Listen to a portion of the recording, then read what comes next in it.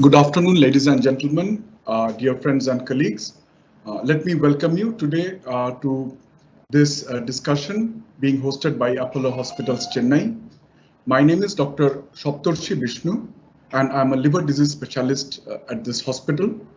Today's topic of discussion is about jaundice, and I deliberately selected the topic of Doctor, I think I have jaundice, because when people come to my clinic with jaundice, they're often very scared and dejected and afraid. They're not sure what to do. And also there are many myths and misconceptions in our society associated with jaundice. So I thought this would be a good opportunity to address those issues. I have deliberately tried to keep today's discussion very simple and uncomplicated. I promise that I will avoid difficult technical and medical terms as much as possible. And of course, I will be very happy to hear, receive any questions and try to answer all your queries once this small presentation is over.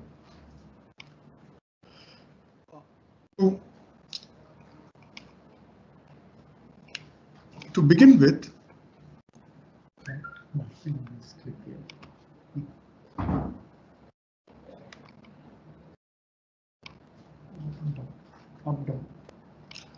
with, today's outline, I'll just give you a very brief outline. We will look into what the liver looks like, what the liver actually does, what is jaundice, because we are all very worried about jaundice. We really don't know what is jaundice. Is jaundice a single entity, or are there different types of jaundice? I will discuss a few real-life scenarios, like simulated real-life scenarios, where I will discuss some clinical conditions where people come to me with jaundice. I have fictionalized the names and other details, so you won't be able to identify any of them. We will discuss regarding a few of the myths regarding jaundice, and most importantly, what to do, and even more important, what not to do if you have jaundice. So this is what the liver looks like, actually. You can see this red triangular structure, which is situated inside the abdomen. In the upper right part of your abdomen, you can see here, you can see the arrow. The liver is very closely situated along with the stomach, the pancreas. You can see the small green gallbladder here. It has got its own blood vessels, arteries, veins, etc. And this is what the liver looks like under the microscope. You can see these tiny pink structures. These are actually the small liver cells. So what does the liver actually do inside our body? Now, the brain, the heart, the kidneys, these have mostly one or two functions. But the liver is a very multifaceted and multi-talented organ. It has got many functions. For example, it produces bile. As you know, it helps in our digestion. It stores nutrients. It produces a few proteins which are essential to the functioning of our body. Even our blood clotting, after we cut our hand or our legs, the blood gets clotted. That is also because of a few proteins which are produced by the liver. The liver is also the energy storehouse of our body. It performs a very important function of filtering out many bad bacteria and other pathogens from our blood, and thus protects us from infection. And equally important is the fact that the liver removes many toxins from our blood circulation and from our body. There is also something very special about the liver. The ancient Greeks, in their Greek mythology, they identified it. You can see here, can you see here? These are the same person, mythological drawings. This person was named as Prometheus.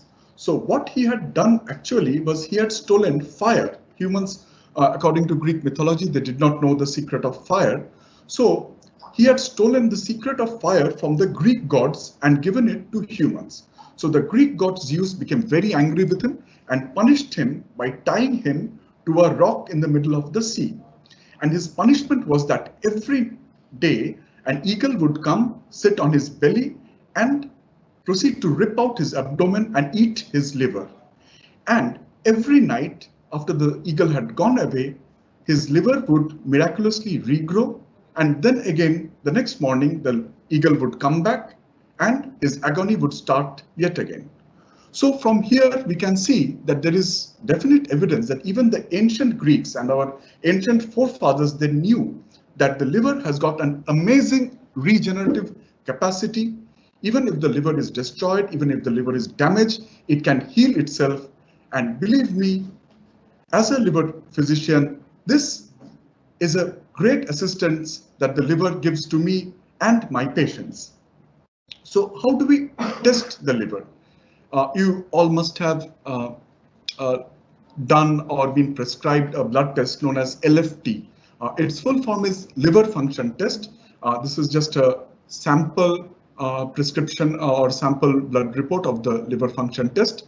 It contains many different parts like serum bilirubin, ALT, AST, albumin. I'm not going into any of those details.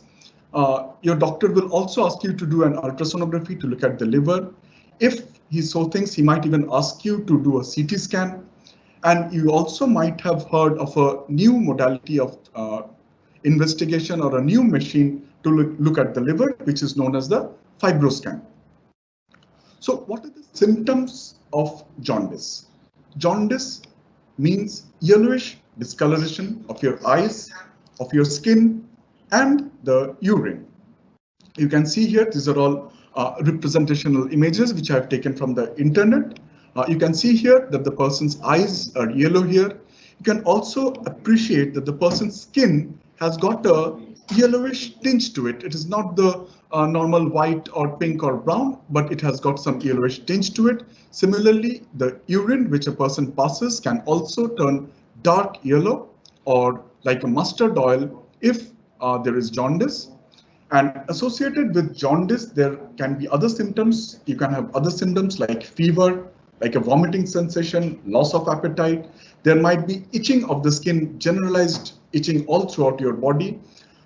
You might also sometimes experience a bit of weight loss or swelling of the abdomen or even pain abdomen. Now, as we know that jaundice is not a single homogeneous entity. Just like we have many different avatars of the same God and like different wonders or different structures which we call the wonders of the world, they are not all the same structurally or functionally. So similarly, jaundice also has got many avatars. All the types of jaundice are not the same. So I have taken this cartoon to try and explain that jaundice can basically be of three types. One is the prehepatic type, which takes place before the liver. That is like the various blood cells which we have in our body. If they break down too much, there will be prehepatic jaundice. The main jaundice which we worry about due to liver causes are classified under hepatic jaundice. These include the viral hepatitis, cancer, liver cirrhosis, alcohol-related liver disease, drug-induced liver disease, and so on. The other type of jaundice is the post-hepatic jaundice, where there is basically obstruction to the flow of bile from the liver to downwards. So it can be because of the presence of stones inside the bile duct. It can be due to the presence of tumor or narrowing inside the bile duct. So all the types of jaundice are not the same. So to emphasize this, I will take you through a few real life situations where a patient will come to me with jaundice. Now, patients, the diagnosis and the treatment are all very different. So that is what I will try to discuss with you. The first situation is Mr. Akhilesh, a 35-year-old software engineer from Bangalore, who had traveled recently to Mangalore with his colleagues. Now, while coming back, they stopped at a roadside shack for some food and some nimbu pani.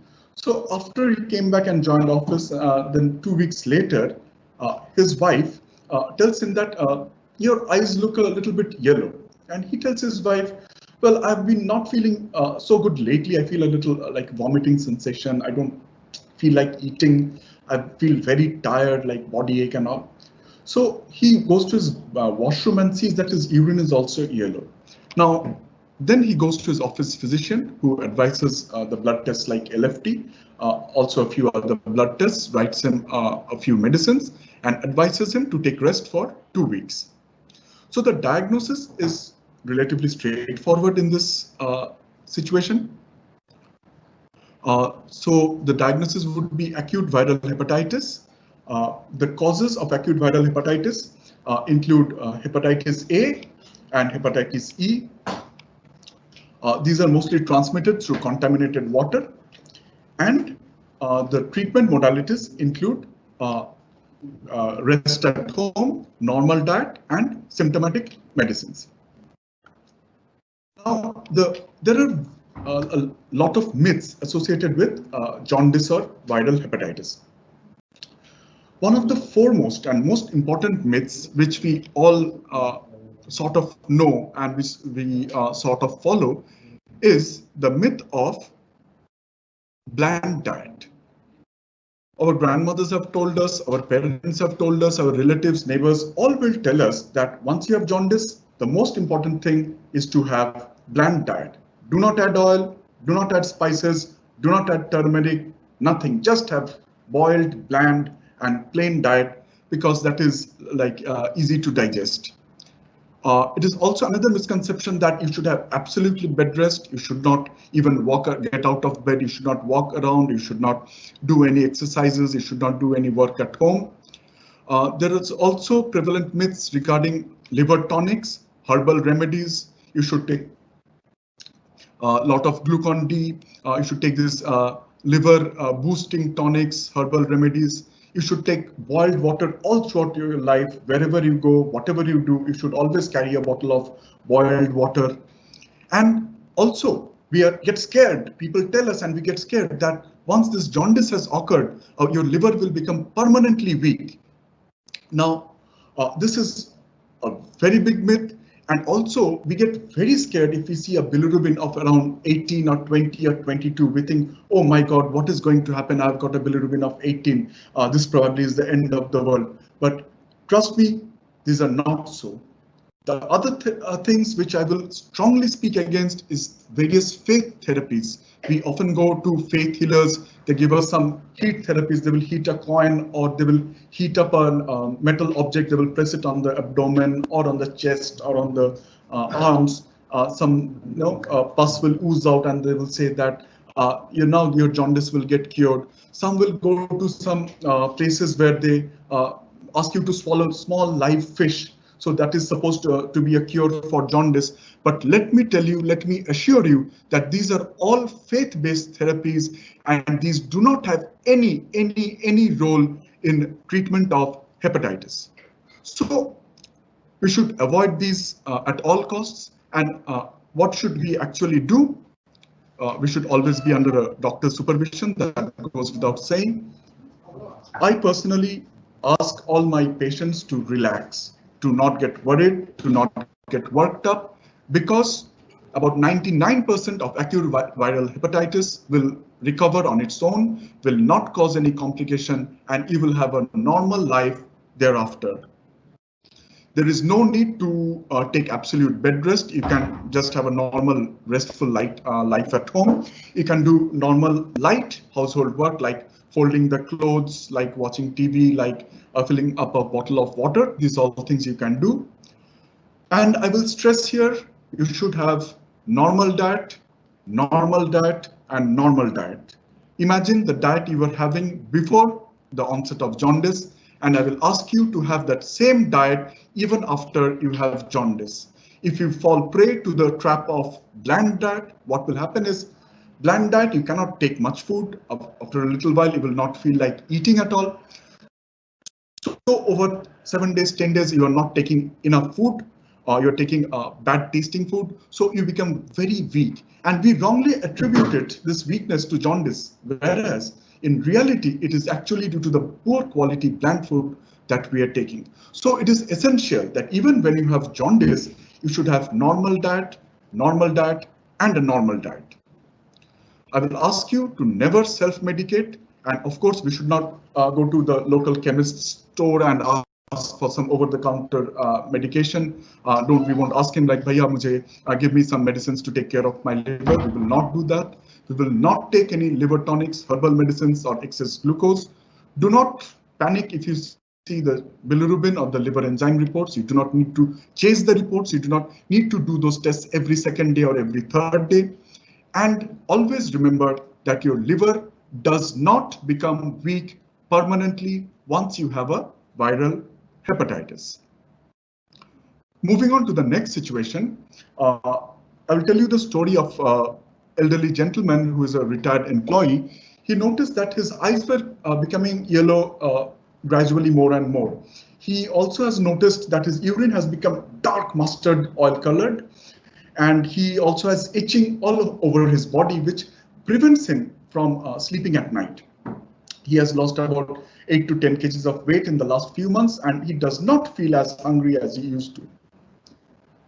So my first impression would be a obstructive jaundice or the post-hepatic jaundice, like I told you. That is, the bile is not being able to come out of the liver because of either some stones or some strictures, which means narrowing, or some tumors or malignancies.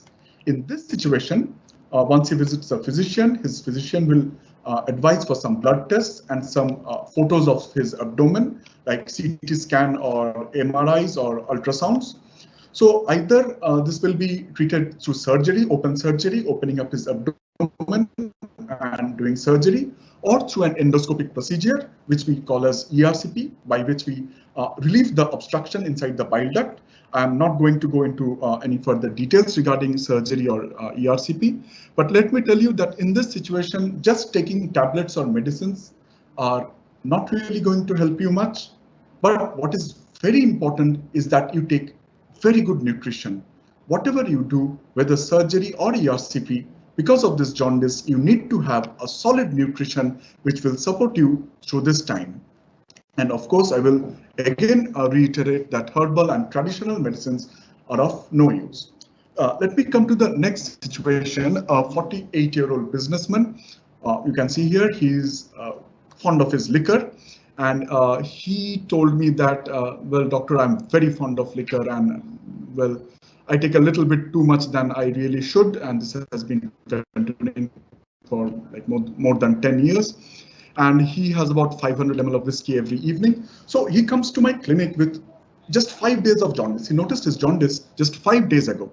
He also has fever, feverishness, loss of appetite, and vomiting tendency. So my first thing would be, it is a case of alcoholic hepatitis. That is, the alcohol has caused severe damage to the liver. Now, what is to be done in this scenario? Now, we should remember that this alcoholic hepatitis is a very serious situation, and if not treated well, it can be potentially life-threatening also. So he needs immediate medical consultation, if possible admission to a hospital or a nursing home. He needs blood tests and appropriate medicines. His doctor will definitely try to work out whether, because of this long-standing alcohol, he has got some underlying liver cirrhosis or chronic liver disease because of the alcohol. And he must stop alcohol once this episode of jaundice is over. Coming to the next situation, this is a very common situation. You might have heard of it, you might have faced it, someone in your family, in your college, in your workplace. Some of your friends might have told you that, like this 20-year-old student who tells me he is very worried. He has been having jaundice for maybe last 10 years. His bilirubin sort of fluctuates between 2.5 to 4.5. Other than that, he's absolutely fine. But he's worried about this jaundice. He thinks that he has got some chronic liver disease. So he comes to be very worried. So the most probable diagnosis in this scenario is something which we know as Gilbert syndrome, which is essentially a benign condition because of a defect, a metabolic defect in one of the liver enzymes.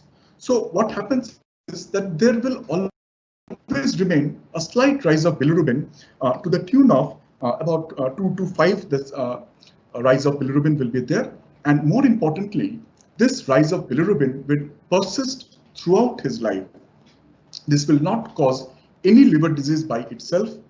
I will explain to my patient that he will need not worry about this because Gilbert syndrome will not cause any liver disease. This jaundice is harmless. There is no need for any medicines or for any repeated blood tests. There is no need to have any changes in his diet. And this jaundice is not going to affect his health, neither is it going to affect his education, his daily activities, or his employment, marriage prospects, anything. So this is a very benign kind of jaundice, and neither I nor my patient will worry about. In another situation, I will tell you, Mr. Karan, who is a young chap, he works at Indira Gandhi Airport at New Delhi, and he is into gymming and bodybuilding. So he comes to me with a history of jaundice for 1 week and itching. So I did his blood tests, and these are, well, the blood tests. But when I asked him, he admitted that because of pressure from his friends at the gym, he had taken up taking anabolic steroid injections as well as some herbal dietary supplements to build up his muscles. Now, to me, this is a very clear-cut diagnosis of drug-induced liver injury. Yes, it is true that there are many drugs, both modern medicine drugs as well as other medicines, which have the potential to damage the liver and cause jaundice. Now, normally, your doctor will advise or warn you before starting the medicines that well, this medicine which I'm starting for you can cause jaundice. And if jaundice appears, the medicines, we usually stop these medicines. And the good thing is, once the medicines are stopped, the jaundice usually resolves. This is a list of commonly used medicines that we all have seen being used, like medicines for tuberculosis, medicines for epilepsy, common antibiotics which we take for cough and cold like amoxicillin, clavulanate. There are many psychiatric medications also, which can cause liver damage, which can cause jaundice. Other than that, the gym protein supplements and the anabolic steroids, they have a very high potential for causing liver damage and jaundice. And of course, herbal medications have a very high potential of causing liver damage and jaundice. Another situation is a middle-aged lady who is very obese. She is 110 kilograms. She complains of heartburn and some gas problems. Her doctor prescribes her to have some antacids and asks her to do an ultrasound, which she does. And the ultrasound now shows to have grade 2 fatty liver. Now, many of you might be having a grade 1 or grade 2 fatty liver, or you might be knowing some person who has got a grade 1 or 2 grade fatty liver. So I'm sure you must be feeling what this lady told me, that doctor, is my liver severely damaged?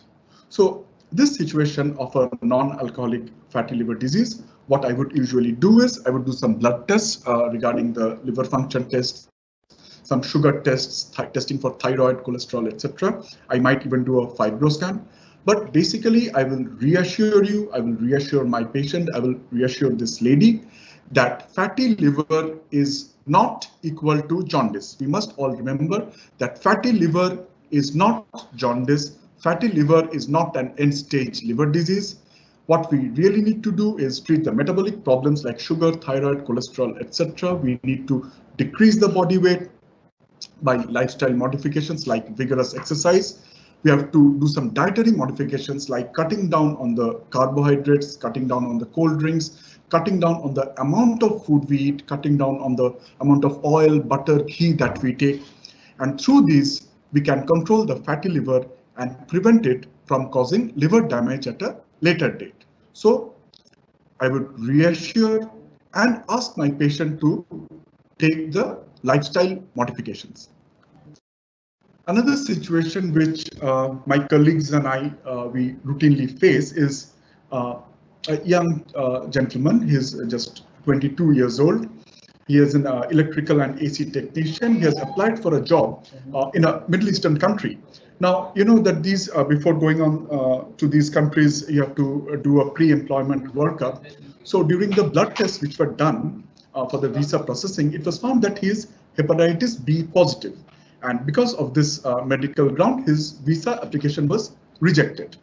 So when he comes to me, he's very depressed, he's very dejected and scared, he doesn't know what to do. And he thinks that because of this hepatitis B, his life is finished, he is doomed. So for him also, I will reassure him. I'll do some blood tests, liver function test, hepatitis B, viral load, etc. I will tell him that hepatitis B positive is not equal to jaundice, is not synonymous with chronic liver damage. There are potent medicines, antiviral medicines. You have all heard about antivirals in this corona pandemic. So there are very potent antiviral medicines available for hepatitis B. So being diagnosed with hepatitis B does not mean the end of life, nor is all hope lost. But he will need to be on regular follow-up, and his family needs to be checked, and if found negative, they need to be vaccinated. Now, hepatitis B vaccination is a very important step that we all must take, especially people like me who are working in a healthcare scenario in a hospital. Other than that, almost every people in our country should be vaccinated with hepatitis B vaccine. Government of India has started the hepatitis B vaccination for children. So all our children, my child, they have all been vaccinated in their childhood so that they do not develop hepatitis B later in their life. I'll wind up my discussion. I'll just reiterate that what I said in the very beginning, that jaundice might be one symptom, but it has got many different avatars. As we saw, it might be because of alcohol, it might be because of virus, biliary obstruction, it might be immune related, it might be medicine related, and a whole lot of factors. So dear friends, I will again come back to the myths regarding jaundice, which we need to discard once and for all. The number one myth, jaundice is a dreadful disease. No. Jaundice means a permanently handicapped liver. That is not true. Jaundice means hospitalization, strict bed rest, plenty of glucose water to drink, a bland diet, boiled water. These are all myths, as are herbal preparations and faith therapies. So we should all adopt a rational thinking regarding jaundice. As I told you, that jaundice is not a single entity. Jaundice covers a wide spectrum of illnesses, and we must remember that all forms of jaundice are not the same. The level of seriousness varies between the different forms. So you should always consult your physician. If you think that you have jaundice, you should never ever take medicines by yourself or on the advice of your neighbors or family members. Please remember, and I can stress it 100 times, that nutrition is of vital importance.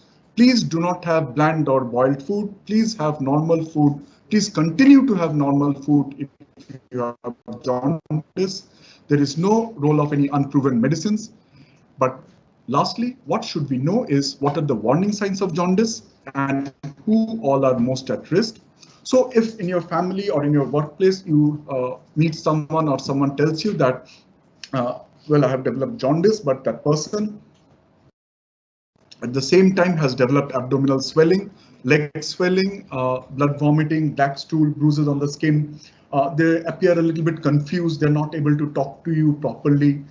Maybe they're too weak to stand. They're feeling dizzy. They have decreased urine output. They have fever or breathing difficulty or pain abdomen. In those situations, you must be aware that these are the red flag or alert signs or the warning signs in jaundice, and these people should go to the hospital or to the doctor without any further delay. The at-risk population for jaundice include the elderly people, the pregnant women, people who are diabetic, who already have liver cirrhosis. Those people are also very much at risk of a complicated form of jaundice or developing severe jaundice. People who are moderate to heavy alcohol drinkers, they are also at high risk of developing severe form of jaundice. people with hepatitis B and C, and people who have known kidney and heart problems and are on medications for some chronic illnesses for a long time. So in your acquaintances, if you find in your neighborhood, in your family, in your office, in your hospital, in your school, in your college, if you find someone among these age groups who are developing jaundice, please tell them not to neglect the jaundice and to seek medical help urgently. I thank you for your kind patience. If you have any queries, you can reach out to me. I will be very happy to answer your queries. Thank you.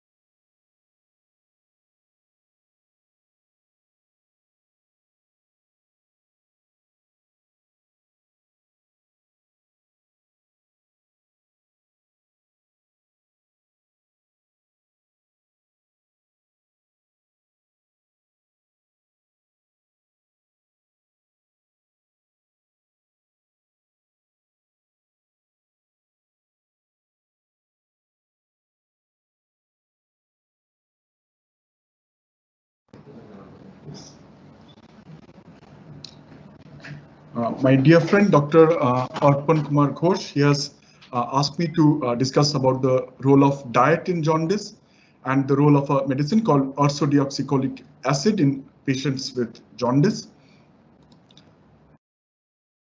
Hi, Arpan. Thank you for your kind question. Thank you for listening in. As I mentioned, there is really no role of any dietary modification in jaundice. Like if you have got acute viral hepatitis, you should and you must take normal diet. There is no role of having a bland diet or a boiled food or skipping oil or turmeric or spices. There is absolutely no role. If you do not take oil or spices, that will make your food bland. You will not be able to take food in adequate quantities, and that will make you very weak. However, in people who have known cirrhosis and who develop jaundice and who sometimes have water inside their abdomens, they have got abdominal swelling with water, which we call as ascites. In those people, we usually advise to have salt restriction in their diet, very little amount of salt, no extra salt to be added. And we also ask them to have high protein diet. So this is all about the dietary modifications in jaundice. Coming to your second question, the role of ursodeoxycholic acid in patients with jaundice. Normally in viral hepatitis, in chronic liver disease, in hepatitis B, in alcoholic liver disease, there is no role in fatty liver. There is no role of ursodeoxycholic acid. Only in a few cases of, in the situations of obstructive jaundice, whereby the bile is not able to come down and there is significant amount of itching, which is occurring because of the stasis of the bile. In those cases, we can prescribe ursodeoxycholic acid. Thank you. This I've already answered. Yes.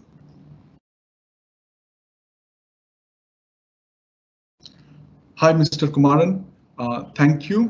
Mr. Kumaran has asked to explain the ways in which COVID-19 could affect the liver and the symptoms and signs. Thank you, Mr. Kumaran, for this question. I am sure that many of us have this question, have this query in this current scenario of global COVID pandemic. This is a very pertinent question, I would say. We have to remember that the coronavirus, novel coronavirus, this is not affecting the liver primarily. This affects mainly the respiratory tract, that is the lungs.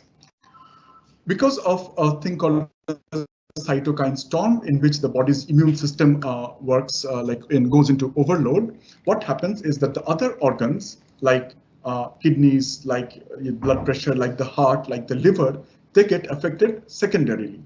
So what usually happens is from China and from the USA and also from India, what we have seen is people get admitted due to their COVID symptoms like cough, fever, and shortness of breath.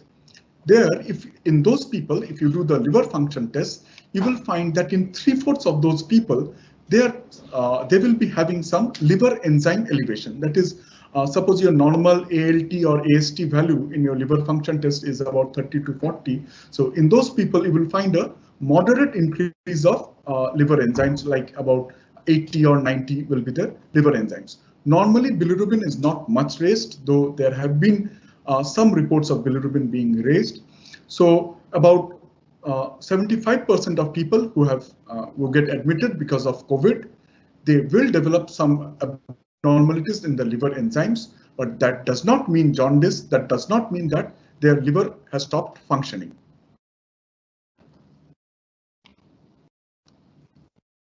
Thank you. The next question is by Mr. Prabhu.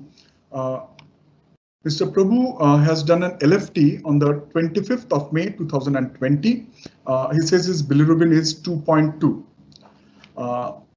Mr. Prabhu, what I feel is that you need not worry too much about the bilirubin 2.2. I would be able to say it better if you had shared your entire LFT, what your liver enzymes are. But I would say that with a bilirubin of 2.2, you need not worry. If you consult your local physician or your gastroenterologist, he will be able to more comprehensively reassure you that a bilirubin 2.2 in the absence of any other changes is unlikely to be a worrying event.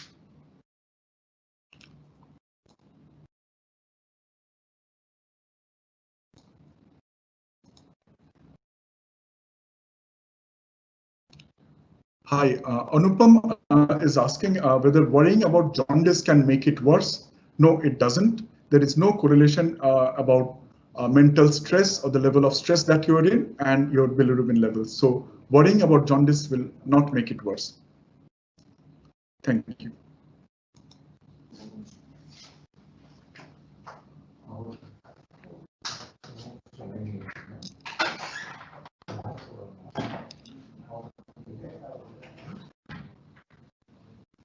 Hi, Mr. Prabhu.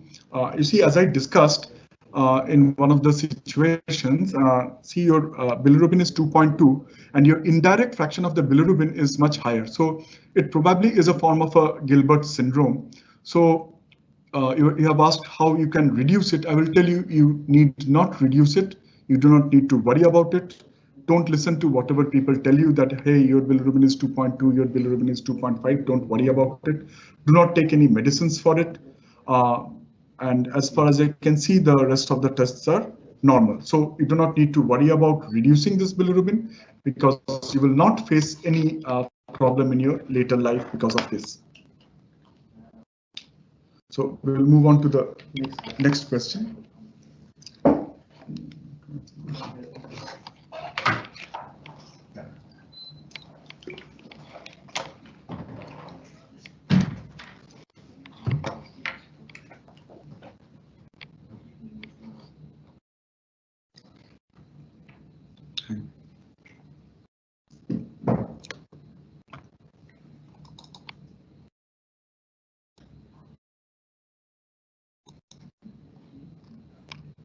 Next question, Doctor. The same questions.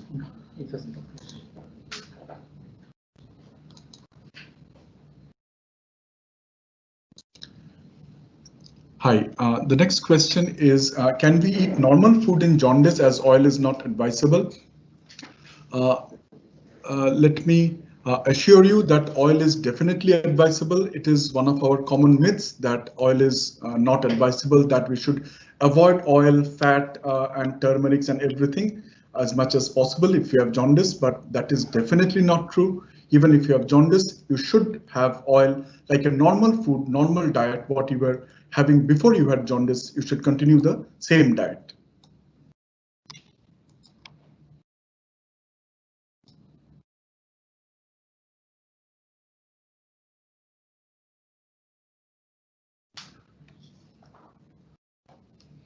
Hi, the next question is, what is the treatment for a 35-year-old male patient with bilirubin of 4 milligram, loss of appetite, non-alcoholic, and no other symptoms? Now, since you have mentioned a loss of appetite under bilirubin of 4 milligrams, so this can either be a little more advanced form of the Gilbert syndrome, but I will not be very definite on this. I will ask this gentleman to visit his nearest hospital or his nearest doctor, because this loss of appetite worries me a little bit. So we will need to do further more tests for hepatitis related viruses, do some ultrasounds, if necessary, CT scans and such like. So yes, you, sir, do require to go to a hospital or to a doctor for a complete workup regarding this bilirubin.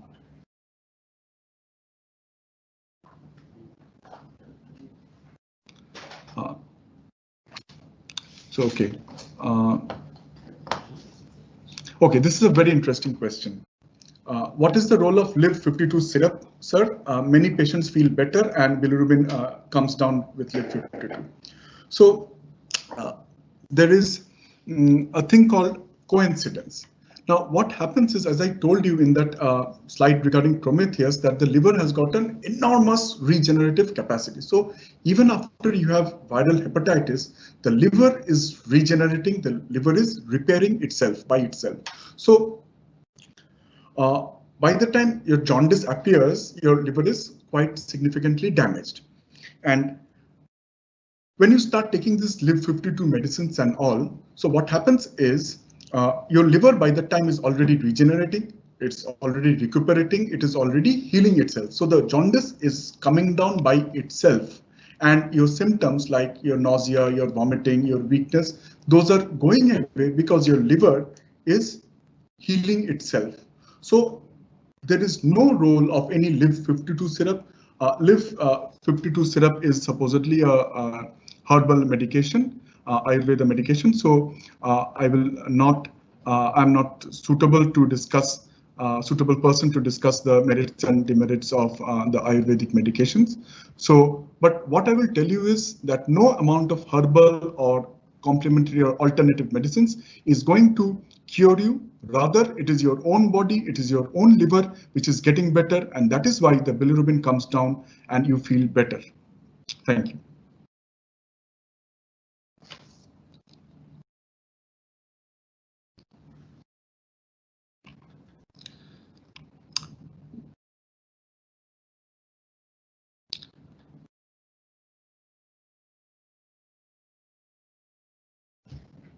Hi, this is another interesting question.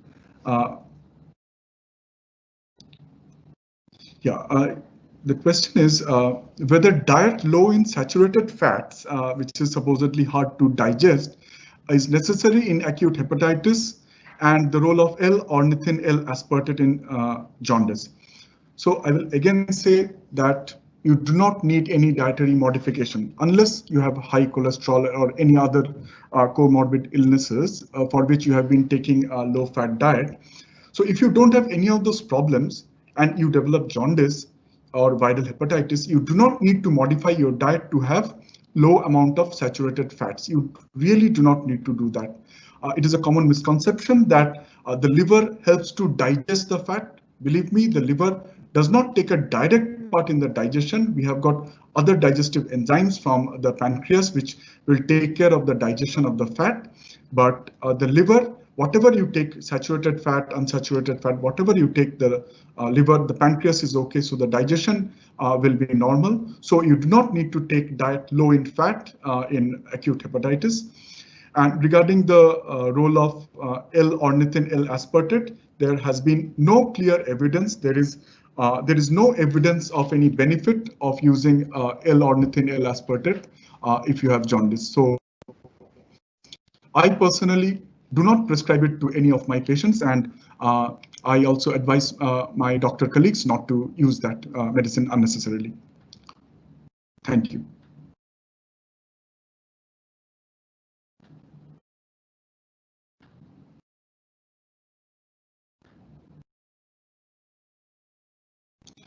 Hi, Mr. Gaurishankar Dharmaraj has asked that what are the common causes of jaundice in childhood and how to treat. Thank you, Mr. Dharmaraj. This is a very important question. I will tell you that the most common cause of jaundice in childhood would be the acute viral hepatitis. Like in our country, many children, they play with other children. There is something called a fecal-oral transmission. That is, a child is having acute viral hepatitis, so he sheds or he releases those virus through his stool. Now, if he doesn't clean his hands properly or his hygiene is not good, and those things stay with his hand, and then he plays with other children, so the other children might be getting it from him also, which is known as fecal-oral transmission, and also through contaminated water supply to house the children can develop acute viral hepatitis. Other than this, there are certain conditions which are known as metabolic liver diseases, where there is problems in the metabolism, various metabolisms in the liver. There might be some congenital abnormalities, like even while the child was inside the mother's womb, there were some developmental defects in the liver and the biliary tree. So because of those reasons, children can develop jaundice. However, children developing jaundice, it is also at high risk category. It is also something to be worried. And I would advise you to consult your pediatrician or local gastroenterologist immediately if your child develops jaundice.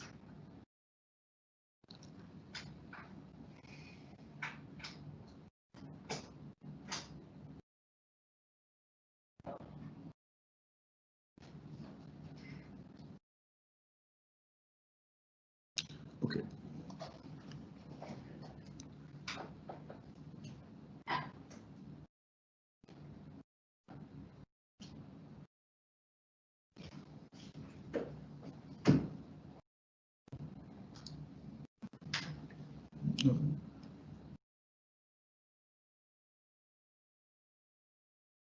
Is this okay?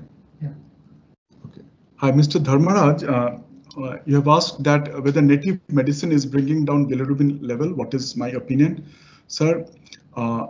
It is my firm opinion, it is my firm belief that native medicines do not help in the treatment of jaundice to bring down bilirubin.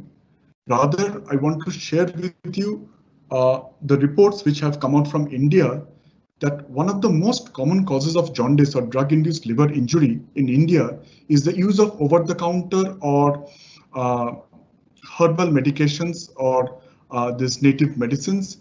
What the problem with these medicines is there is no quality control. We do not know what the composition is, and these medicines, the compositions in it, they do have a very high potential for causing liver damage by themselves. So for acute hepatitis, you're taking these native medications, you might landing up worsening your liver damage. So I would really request you not to go for native therapies if you have got viral hepatitis.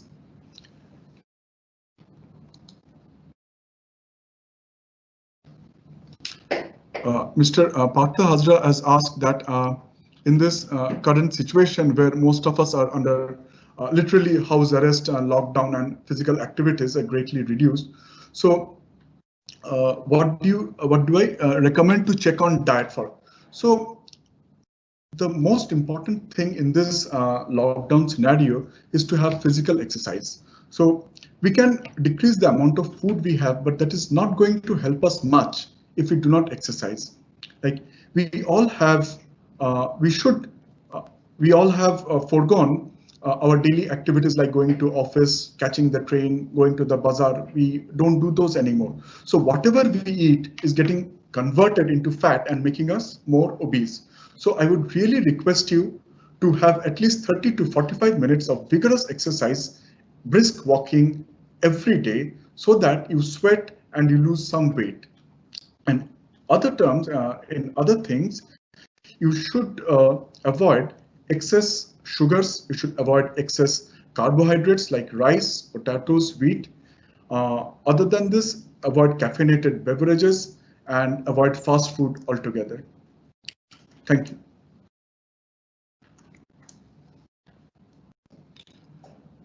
The next question is also very important. How can one get vaccinated for jaundice? Sir, as I discussed, that jaundice is not a single entity. So there is not a single vaccine which will prevent all types of jaundice.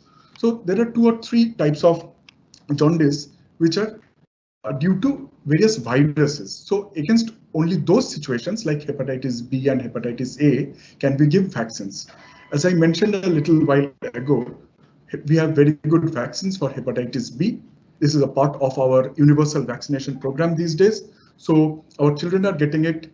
Many of us, our healthcare workers, we get it mandatorily. Many of our friends, colleagues, and family members have already got hepatitis B vaccination. And for those who have not yet received hepatitis B vaccination, I would request all of you to please go to your nearest doctor's clinic and get yourself vaccinated for hepatitis B.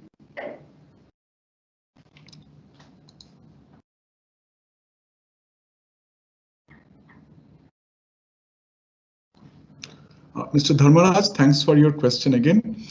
Shall we give blindly Live 52 syrup to all? Not at all, sir. There is no role of Live 52 syrup. In fact, the concept of a liver tonic is a myth.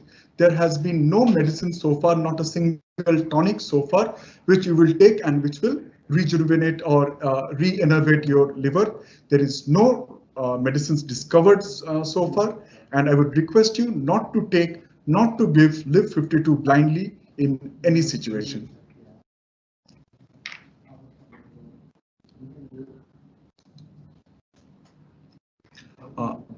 How frequently should we repeat LFT in viral hepatitis? Usually what I do in acute viral hepatitis due to hepatitis A or E is I do a viral liver function test at the very beginning and repeat it after 2 weeks. Other than that, there is not much any recommendation nor any role of repeated monitoring. Your liver is going to recover by itself. Your bilirubin is going to come down very gradually. In some people, it comes down very fast. In some people, it takes a little more time to come down, like maybe 1 month. What we should have is patience. Doing a liver function test almost every day or at intervals of 1 or 2 days is not going to hasten the process of recovery. So there is no role of doing liver function test very frequently.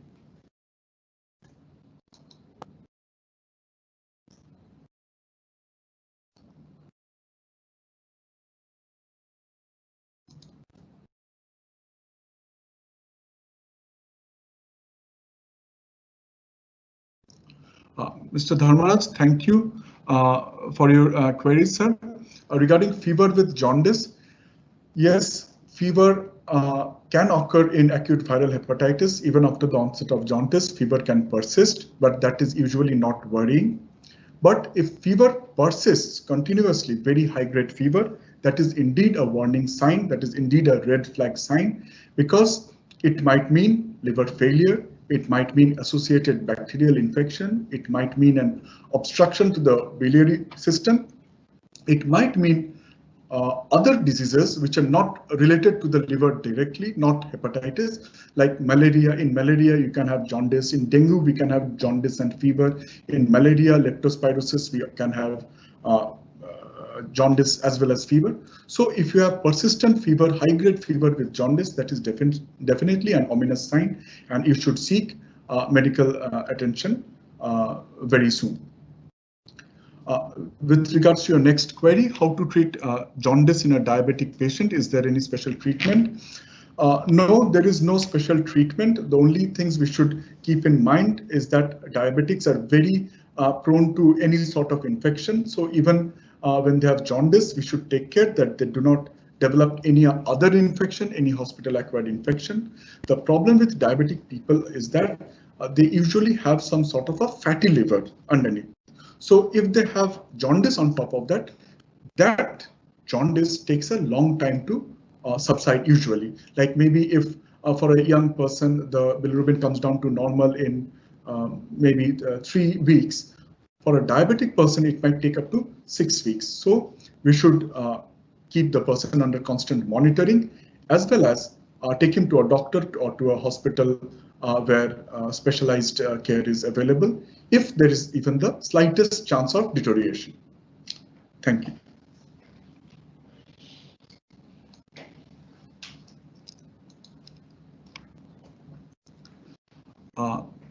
The next question is, increased protein diet in cirrhosis, will it lead to increased ammonia levels and the possibility of encephalopathy? Thank you, sir, ma'am, for this nice question. Now, the earlier concept that we had, like when I was a medical student also, like in my when we were doing our MBBS, so we used to be read that if you take more protein, if a cirrhotic person takes more protein, that will cause breakdown. That protein will break down, as you know, into amino acids. That will give rise to more ammonia, and that will worsen the hepatic encephalopathy. So hepatic encephalopathy is the brain dysfunction. People can't recognize, gets drowsy, gets unconscious because of some liver damage. So high protein diet releasing more ammonia was supposed to have caused that. But recent evidence or recent literature or recent knowledge tells us that high protein diet is actually necessary. It is surprising, but it is true that high protein diet is actually necessary in hepatic encephalopathy. For example, I'll give you a very small figure. The value is approximately 1.5 gram of protein per kg of body weight. Suppose a cirrhotic patient weighs 60 kilogram. So we should multiply it by 1.5, that is 90 gram of protein should be given to that person while he is having hepatic encephalopathy. There is absolutely no role of protein restriction. If we restrict the proteins in that person, what will happen is his skeletal muscles, the muscles of his arms, legs, body, those muscles will break down to supply the energy, and those muscles will form much more ammonia, and that ammonia will damage the brain even further. So there is absolutely no role of protein restriction in hepatic encephalopathy.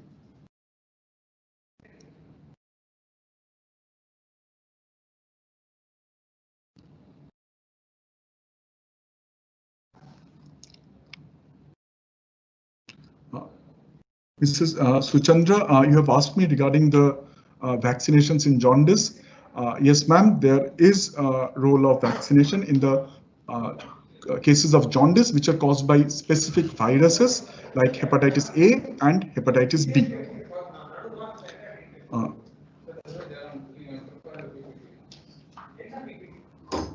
Mr. Dharmaraj, thank you for your query.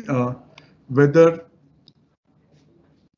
I'm sorry, I'm missing your question. Whether there is any role of antibiotics in jaundice? No, there is no role of any antibiotics in jaundice.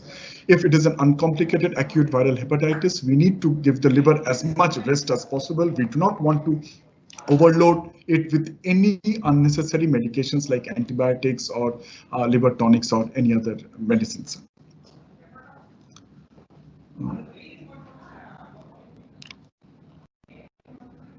Mr. Padma Prakash, you have asked whether a hepatitis B patient with normal viral load take antiviral therapies even if the LFT is normal. Sir, this is a very interesting question that normally if the viral load is normal and the LFT is normal, which means that the liver, that the hepatitis B in the liver is in a dormant sort of state. It is not replicating much, it is not increasing its number, and it is not damaging the liver. So in these situations, We assess on a case-to-case basis, and if this is the situation, I will not prescribe hepatitis B medications.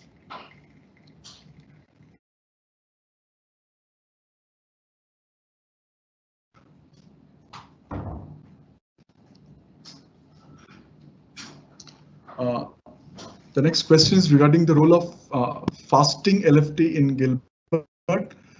There is actually not much role of fasting LFT. Bilirubin is supposed to increase if you have fasted for long, but there is really no role for fasting LFT in Gilbert's syndrome. The next question is what to do to fight nausea and loss of appetite. Yes, nausea and loss of appetite are go very much hand in hand with acute viral hepatitis or jaundice. In these scenarios, your doctor will prescribe you some antiemetics with some medicines which take care of the nausea, like domperidone, which is a medicine which is very commonly prescribed in this scenario. And usually with the use of this medicine, your nausea will get better. One thing I will tell you is that if you continue to take boiled food in this situation where you're having nausea, your feeling of nausea will only increase. So please, please, please continue to take normal diet. Don't get afraid. Take those symptomatic medicines that your doctor is prescribing and continue to have normal diet.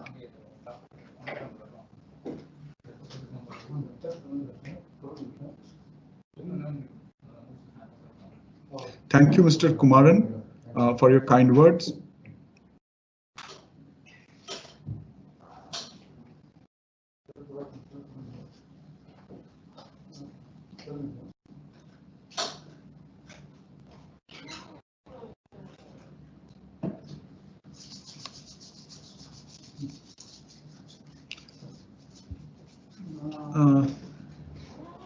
Can you help me with this? I'm not finding the questions.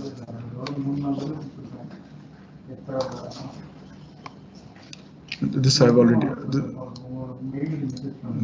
This question I've already answered. This I've also answered.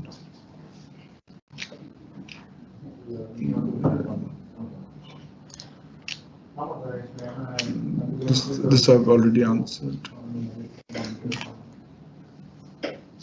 This I've already answered.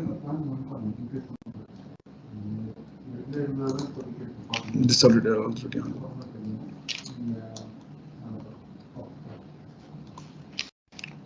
I will answer this. Another interesting question: what is the safest antibiotic in a hepatitis patient who had a previous history of drug-induced liver injury? Let me tell you, sir, that all antibiotics have a potential to cause drug-induced liver injury. So there is really no way or no safest antibiotic which we can, but there are, of course, like some antibiotics which have a greater potential to cause liver damage, like amoxicillin, like rifampicin, as I told you. So if one of your patients, like any medicines, if you give levofloxacin or moxifloxacin, like fluoroquinolones, which are commonly used, even those medicines can cause liver damage. So if you find liver damage in any of your patients because of one medicine, just try to shift to another group. Don't give that culprit medicine again. Just shift to another group of antibiotics and try to monitor.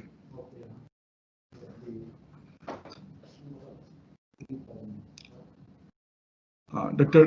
Parthasarathi Sinha, thank you, Dr. Sinha. There is no need for isolation of any hepatitis B patients. For any hepatitis patients, there is no special precaution the patient's family needs to adopt. There is no need for separate utensils. There is no need for separate washroom, and there is no need to isolate the patient in a separate room. So the patient will stay in his house, in his room with his family, participate in every work in the family, and take part in his daily family life.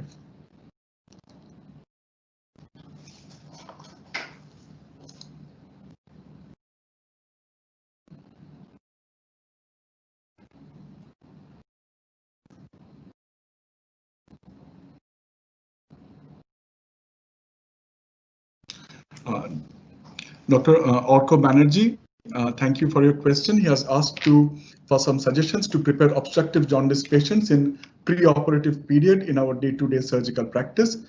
Thank you, Dr. Banerjee. One of the few things which I, as a physician, would like to take care of before sending the patient to the operation theater is number one, the nutrition. I will try to ensure that the patient is in a good nutritional condition. The patient's general condition, whether he can do chest physiotherapy, whether he's able to walk, whether he can do the incentive spirometry, these things I will try to prop him up in these ways. I will try to make him as strong as possible so that he can take the stress of the surgery. I will try to prepare him in this way. I will try to ensure that he does not have any infection or cholangitis. If necessary, I will treat him with antibiotics before that. There is really doubtful or marginal role of preoperative biliary drainage.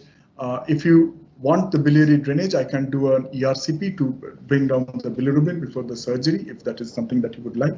I would like to correct the coagulopathy, which is very common in obstructive jaundice. That is, the blood does not, bleeding does not stop easily, so the prothrombin time and the INR gets raised. So I will probably give some vitamin K injections to correct the INR. So thank you, Dr. Banerjee, for your kind question. Mr. Palash Mundal, how can we prevent jaundice?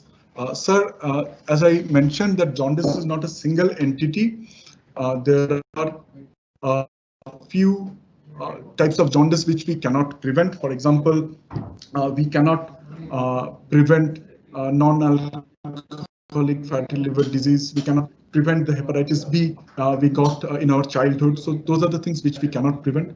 But other than that, we can, some viral hepatitis we can prevent. For example, like viral hepatitis, hepatitis A and E, we should try to avoid contaminated water or water sources which have known to have been contaminated and have been causing community-wide outbreaks of hepatitis. In those cases, we can avoid jaundice by taking care of the good water supply. Thank you.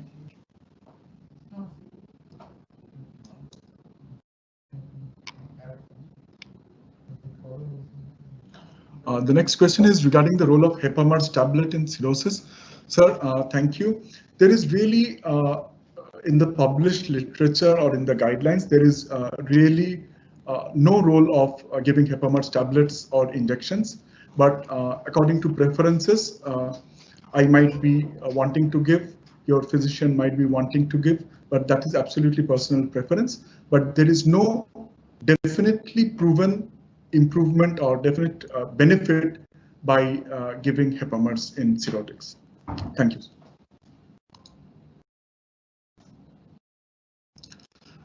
There is a role of, the next question is regarding the role of vitamin E in fatty liver. There is a role of vitamin E in fatty liver. It has been proven in a well-conducted trial. I prescribe for patients who have fatty liver as well as liver enzyme elevation, that is, who have the fatty liver is already started to damage the liver. In those patients only, I give vitamin E. But remember that vitamin E, giving vitamin E for a very short duration is not going to help you. Vitamin E needs to be given for at least 1 year to 2 years before any definite benefit can be found out. So vitamin E is definitely a promising therapy in non-alcoholic fatty liver disease.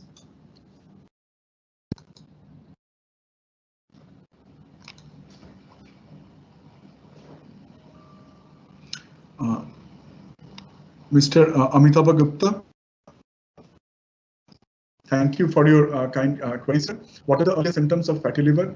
Sir, unfortunately, fatty liver will not give you any symptoms. Fatty liver, what we find in ourselves, in our friends, in our families, in our colleagues, fatty liver is a byproduct diagnosis. You go to your doctor for some other symptoms like gas or pain abdomen or whatever, and then on the ultrasound you find fatty liver. So there is really no symptom of fatty liver, and that is what makes fatty liver so worrying, because if you don't take care of your fatty liver now, maybe 30 years down the line, 40 years down the line, you will end up with NASH related cirrhosis, that is non-alcoholic steatohepatitis related cirrhosis, because the fatty liver and the liver damage which that fat is causing to your liver today, if it is not checked or not stopped today, over 30 years, it will damage the livers bit by bit in small bits and pieces and will lead to liver damage over the long run. So there is no really symptoms of fatty liver which we can monitor right now. But if you find fatty liver, you should really visit a physician and take care of your lifestyle and the fatty liver. Thank you.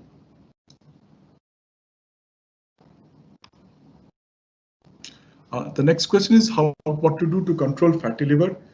The first and foremost thing to controlling fatty liver is to decrease your body weight. Usually, I would suggest you to lose 10% of your weight, but 10% of body weight loss is a bit difficult for us. So what I would suggest is at least 7 to 8% of your body weight. Suppose you weigh 85 kilograms. So I would like you to lose about 6 to 7 kilograms of weight within the next 6 months to 1 year. And how to do this? You need to modify your diet. You need to take less carbs, less calories, less fat. You need to take more proteins. And most importantly, you need to leave aside your sedentary lifestyle, the lifestyle which you adopt in your office, sitting in the AC room in chairs you do not move about. So leave that lifestyle and you work out, you exercise, you walk, you swim, you play cricket, you play badminton, you play football, whatever you do, go out and sweat and lose some weight. So that is the cornerstone of controlling fatty liver. Even if you don't do this, no amount of medicine will be able to control your fatty liver. So lifestyle modification, diet modification, exercise, and weight loss are the most important things to control fatty liver.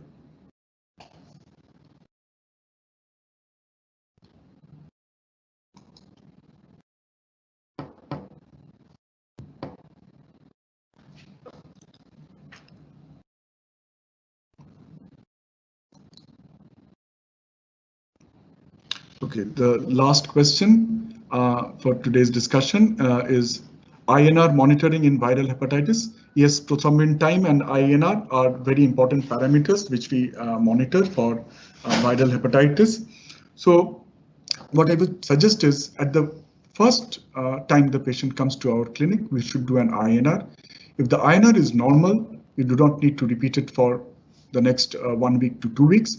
But if the patient has got a borderline INR of suppose 1.7, 1.8, keep that as a potential red flag and ask the patient to come back after maybe 2 days and repeat the INR. If you see a trend of INR is increasing, of course you should admit him, because this patient can potentially proceed towards acute liver failure. So I agree with you that INR monitoring is very important in this situation in viral hepatitis. Thank you.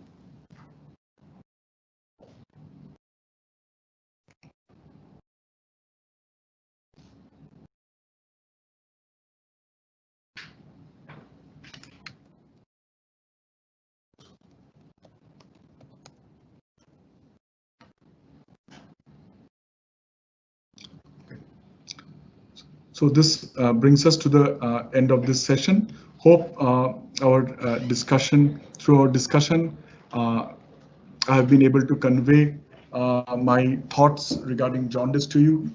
I hope I have clarified many of the fears and the misconceptions and the myths and many of your queries. It was really enjoyable for me too. And I wish you all a very good health to you and your family members. Thank you all for your support and your participation. Have a good day.